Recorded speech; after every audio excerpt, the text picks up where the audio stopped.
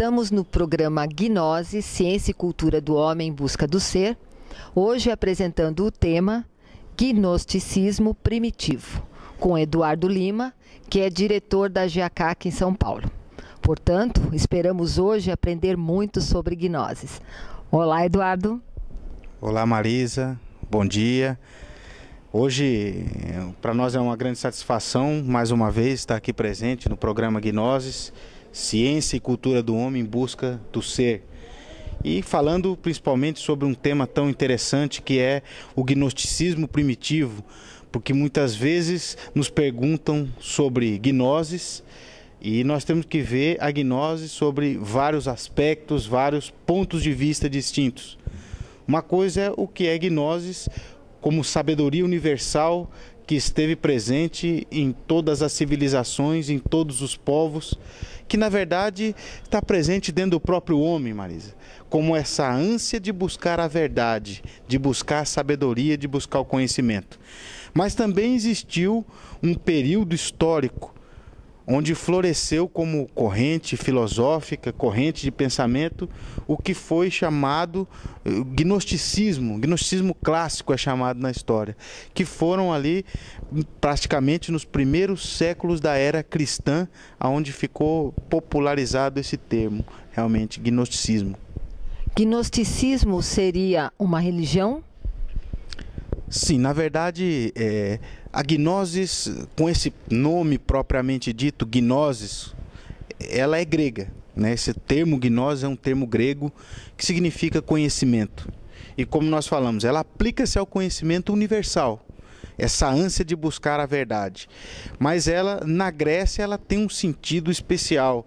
Se nós formos analisar o povo grego, o império, por exemplo, o macedônio, na época de Alexandre o Grande, e nós vemos que a Grécia ela teve um papel interessante, que ela disseminou a sua cultura entre os vários povos na época. E ela dominou, vamos dizer assim, politicamente, vários povos, porém sem impor sua cultura. Então, essa grande construção de estradas permitiu uma união política e um intercâmbio cultural muito grande. Então, por exemplo, uniu-se, por exemplo, povos da Grécia com hindus, com tibetanos, com chineses, com egípcios, né? E desse intercâmbio tão grande cultural vai nascendo uma sabedoria, um conhecimento de síntese, que sintetiza a religiosidade, a filosofia, a ciência, a arte de todos esses povos. E desse conhecimento de síntese foi o que os gregos chamaram de gnosis. Dizem que Jesus foi um gnóstico. O que você diria a respeito desse assunto? Interessante, muito boa pergunta, Marisa, porque na verdade o gnosticismo clássico, historicamente falando, ele floresceu, ou seja, ele tomou corpo, nós tomamos conhecimento dele nos primeiros séculos da era cristã, mas ele é anterior, na verdade, né? Alguns séculos antes da vinda de Jesus, o Cristo, já se falava de gnoses na Grécia, né? Já haviam gnósticos na Grécia. Então, historicamente, não se sabe o quanto Jesus influenciou o gnosticismo e o quanto o gnosticismo influenciou Jesus. Porque, na verdade, sim, existiram seitas gnósticas, existiram gnósticos dentro de várias culturas, dentro de várias religiões. E o que sabemos é que Jesus pertenceu à casta dos essênios, que eram gnósticos hebreus ou gnósticos judeus da época. Jesus ensinou gnoses? Podemos dizer que sim, já que se nós analisamos a vida e o ensinamento do próprio Jesus, ele era completamente revolucionário para a sua época, né? Embora ele se intitulasse judeu, interessante ver isso, porque o termo cristianismo não era usado na época de Jesus o Cristo. Ele era chamado simplesmente judeus, né? E eram chamados gnósticos, né? Posteriormente à morte do Cristo, alguns anos ou até séculos, podemos dizer assim, depois da morte de Jesus, é que a partir dos seus seguidores, dos discípulos, dos apóstolos, é que foi surgindo o termo cristianismo. E aí surgiram duas vertentes, o que chamavam-se cristãos gnósticos, ou seja, que mantinham viva essa essência do conhecimento que ensinou Jesus, que buscavam um cristianismo mais prático, mais esotérico. O que eu quero dizer com esotérico? Ou seja, íntimo, interno, os que aplicavam aquele ensinamento dentro de si mesmo e os que buscavam seguir os mesmos passos do Mestre Jesus, fazer da sua vida o que fez Jesus na sua vida como exemplo.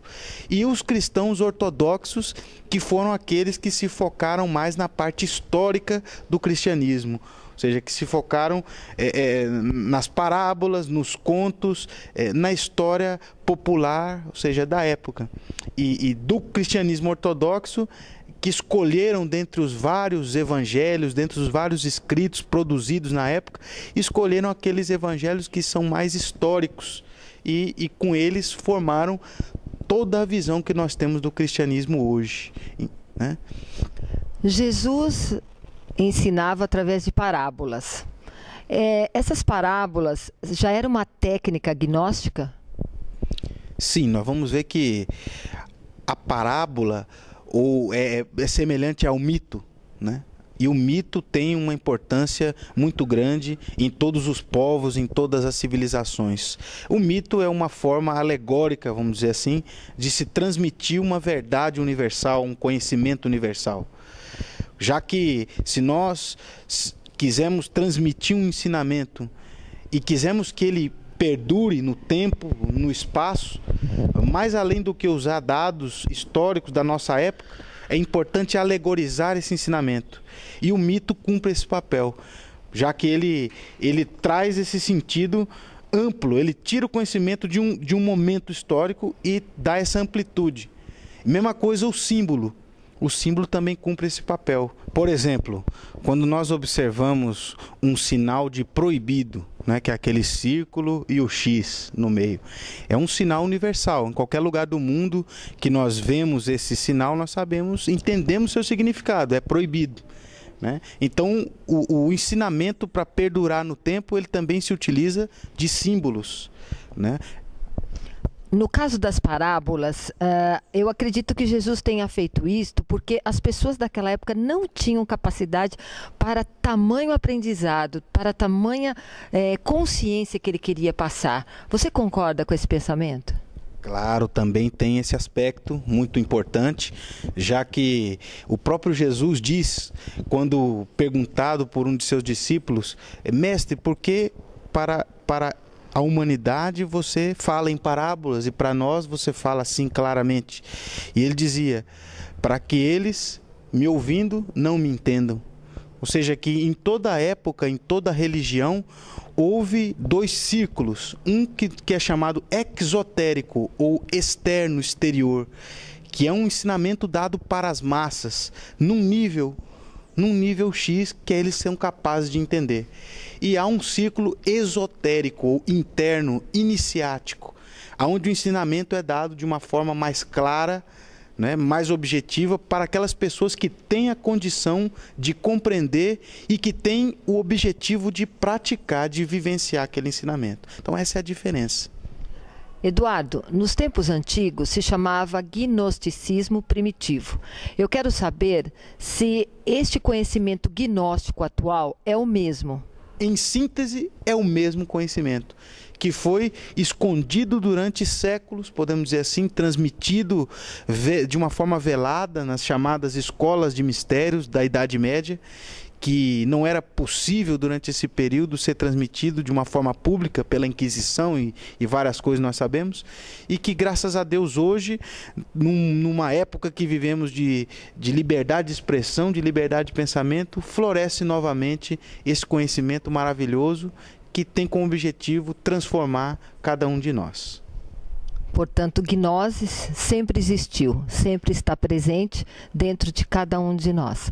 Muito obrigada por sua presença no nosso programa e esperamos contar com a sua participação brevemente.